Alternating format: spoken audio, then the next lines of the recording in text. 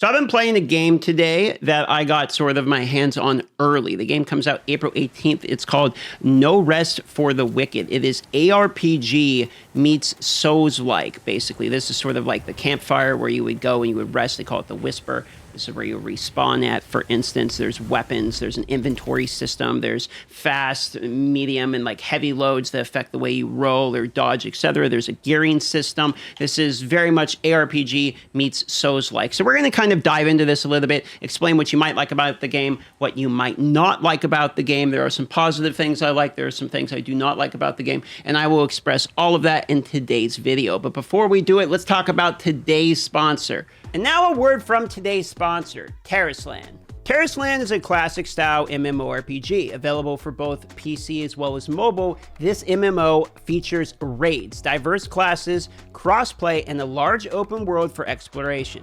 Choose from 9 different classes, featuring different specializations and flexible talent trees to craft your perfect build. You can explore the large open world filled with a variety of puzzles and quests, then join other players in taking down dungeons and raid battles with unique mechanics to earn big rewards. And with seamless cross-platform progression, you can hop into your adventure anytime, anywhere.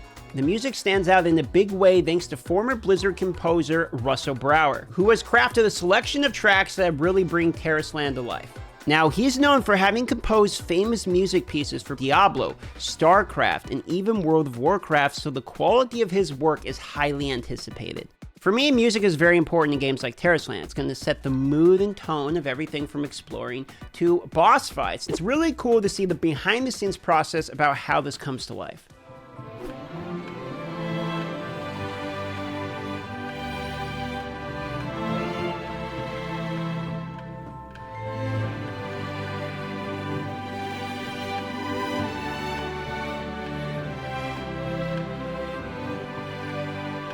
Terrasland is definitely a game worth looking forward to for fans of this genre, so click the link in the description box down below to sign up for Terrasland and keep your eye on social channels to stay up to date. Thanks to Terrasland for sponsoring this video.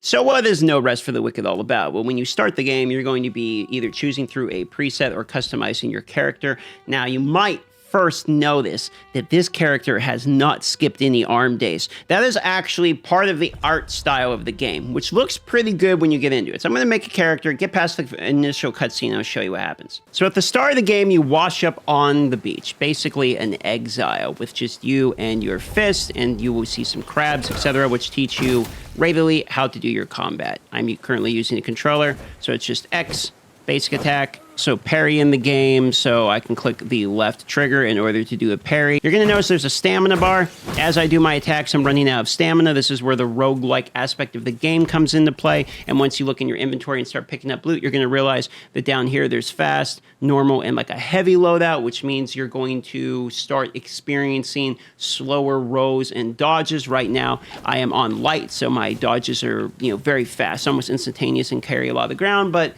much like in Elden Ring, as you start to become heavier, your rows are going to slow down there. So this is where you start to realize it pairs both ARPG mechanics of the isometric camera top-down style and some of the loot as we talk about and get into that, but also pairs it with the Souls-like portion of using stamina and even the leveling system. As you level, there is going to be, as I move my camera here, there's going to be health, stamina, strength, dexterity, etc. And of course, there are weapons that scale with these different stats, and stamina will increase your green bar there, for instance, like it would in Breath of the Wild, for instance. Then you have health, strength for the bigger weapons, etc. Now, there are a variety of weapons, and in order to show you that, I'm going to need to log into my other character. And one cool thing about it is with your character, you can actually log on to the different instances or realms, as they call them, the different worlds. So this is the world I was just in with the character I was just showing you. You can even see here, this guy still hasn't been talked to, but this is the character I've been working on all day. So there is a variety of weapons. I currently have flaming daggers, which I think are pretty cool,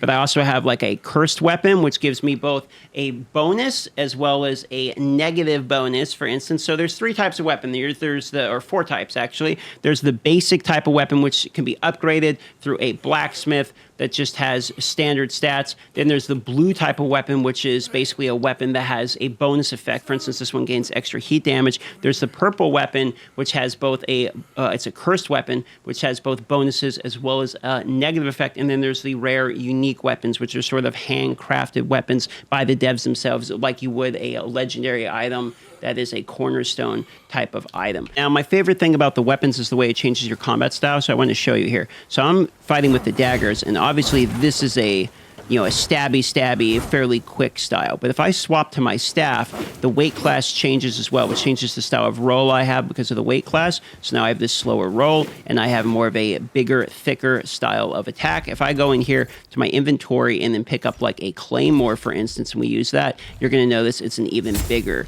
style of slash as well. And there's combos associated with how I'm going to press my buttons. And then there is focus in the game, which let me show you how that works. Okay, here's like one of the first combat areas. You can actually sneak up with people. If you click on the left stick, you can sneak up and do like a killing blow, for instance, like this, which is a cool addition if you like the sneak style of gameplay. And you can also parry. So if right as he hits me, I do a good parry, I'm going to get a parry animation, and then that will give me an opening to attack with the damage from the parry to straight up kill them there. Here's another instance of combat. So what I want to show you is focus is this orange bar that is going to build up that I can use to expend. Now, if you look up to the top left, you can see that orange bar. The white bar up there is my experience. The red one is obviously my health, and the orange one is my focus. So I can use focus to use my special abilities. Depending upon which weapon I'm having, it's going to change what the ability does. So you just saw me use the two-handed variant of the ability there. But if I have my staff, for instance, I put my staff back on, what my focus actually does is have me cast spells. So I can even teleport in with one of them, for instance, maybe dodge back out, wait a bit for my stamina, which is that green bar there, go back in, and of course, shields are going to have their own styles that you have to deal with. Now I can use like a Castian Mage ability there, for instance. So there's a good variety in terms of the combat, but the combat's actually decently difficult. So this is just the guys right here in the start. Then I'm already leveled up on this character with gear, etc. So you can kind of see that it's not entirely free, although I do quite like the daggers more than anything here. And this is the other cool part about this. I could get behind him here with the daggers, and I could do a behind the head type of attack. So there is a good variety I've noticed in terms of combat. There's a parry again. I just killed him straight up with the parry damage. Another thing about this is how in-depth the world is. So the world that I've discovered just during the demo is this portion right here. But every little inch of this is fully filled out with secrets, with areas to run, with things to discover. So if I look through here, you can kind of see, just this is a good example of the depth. There's a chest down there that I could get to if I could figure out how. And all of the things I'm seeing down there I could go to. So there's like a ladder here. I could go down this ladder, which brings me to another area. There's the chest where I could get the loot from it. And then I could drop down again if I wanted down there, although there is fall damage in the game, so I'm going to be kind of careful. There is secret areas that you can unlock. And for instance, like I got a key and opened a door to get somewhere. Here's another example of one. I could go down with this lever here, go up or down, depending upon where the elevator is positioned. This one's going to take me up here. And then I could climb up here, go around this way, jump across, climb up here, and then find the secrets that are up here. I've already cleared out this map, so I'm just kind of showing you how the world is laid out. It has verticality to it. So it's not just a flat map layer that you might be used to as an ARPG enjoyer. This is actually made by Moon Studios, the people who do Ori and the Blind Forest. So this is almost Metroidvania platformer style of game, but with sort of ARPG mechanics and camera style, as well as having the Souls-like gameplay. So I've been trying to figure out how to get over here, for instance, to fight these guys, because there's a chest over there, and if I just jump off here, I die. But while I was up here, I discovered the variety of paths there are. Like I could go up here, can come back down here, jump back down. There's this bridge that goes that way. You can see where I'm at on the map right there. This would take me back down over there to the campfire down there if I wanted to go. If I take this way, this actually takes me overhead to where the boss is just to the right down there. But I could go up here this way, and there was the guys to fight up here, and I can see across that there's like a town that way, for instance, that I got to figure out how to get to. And I can also go to the lower levels of this too. So I just think that the way that the map is sort of laid out is actually pretty unique and pretty cool. You can also climb. So when you see vines, etc., that means you can typically climb something. So I didn't even discover this back portion until after I'd already defeated the boss around here. And then there was a guy here I fought with a chest and all that, and I can kind of continue this way if I want. And there was more goodies here. And this whole area was kind of set up for me to discover before I fight the boss, so that way I can make potions and get healing supplies and all that. And then it loops me right back around and drops me over here towards where the boss would have been, right up here. And I'm going to show you the boss fight, and we're going to talk about bosses in just a moment here. But the map layout rewards discoverability, and there's also shortcuts that you unlock that as you go back will make you going back and forth through areas you've already traversed significantly easier, like shortcut unlocks basically. So I found that to be a rather appealing way of replaying sort of the same area when you get an unlock or a key or something like that.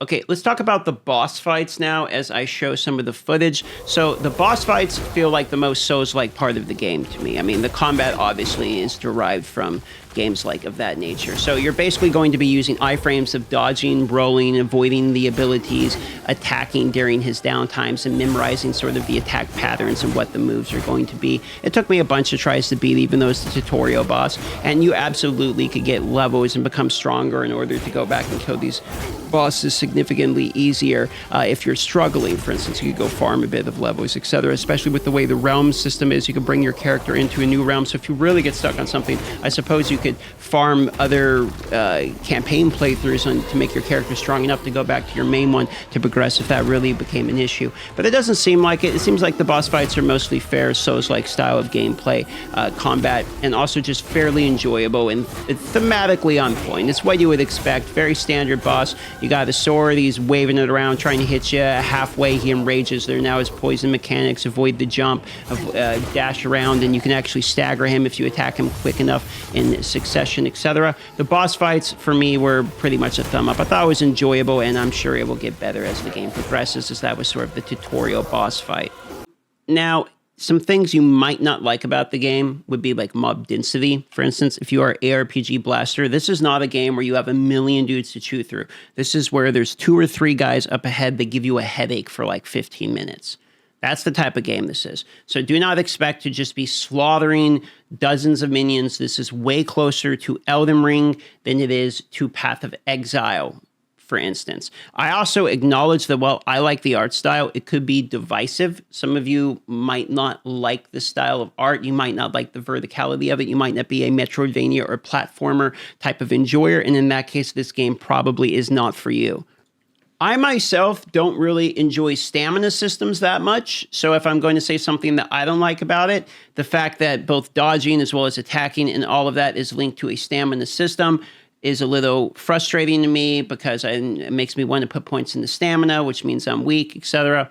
I know this is the way Souls-like games go, but I told you I would say the things I find myself not enjoying about the game, and stamina is one of them. So you might be wondering, who's going to enjoy this game? Who's this game for? I think this is a mix of top-down camera style of ARPGs, maybe some itemization familiarities, but really after that, that's sort of where the familiarities, if you're like a Path of Exile or Diablo player, really ends. It doesn't have too much more in common with that. It does seem to be derived almost from a platformer style of world design, with the fighting style of like Elden Ring. You know, it's a Souls-like style of game, and then they tried to have the camera angle and more of the feel of the top-down feel of the ARPG with the isometric camera, etc. I think the game is something that people that enjoy maybe harder style games will enjoy. It's definitely not like a super easy game, I would say, but it's not hard enough that you're really going to freak out about it. I think it'd be well suited to something like the Steam Deck. I think it's going to be great for a first couple playthroughs. I don't know if this is something that you're going to spend thousands of hours of playing,